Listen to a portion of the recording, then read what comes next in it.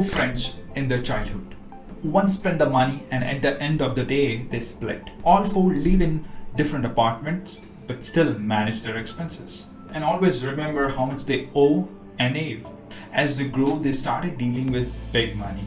Now the same four friends started traveling and having party with their families. They started making use of online money transfer options, debit card and credit cards.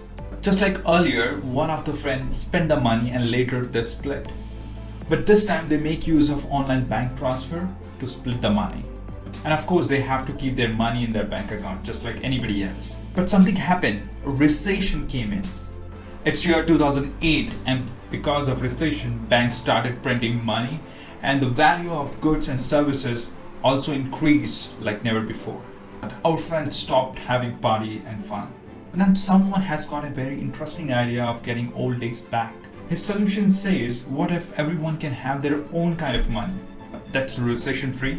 No need to keep the money with any bank. Even if the bank goes down or the government economy collapse, you can still enjoy your money. At the end, it's your hard-earned money. Now this entire concept is Bitcoin.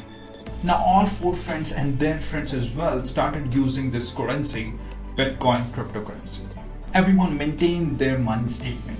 That's Bitcoin ledger. Once created, cannot be altered. No need to find any bank and hence no transfer fees. That's the decentralized nature of Bitcoin.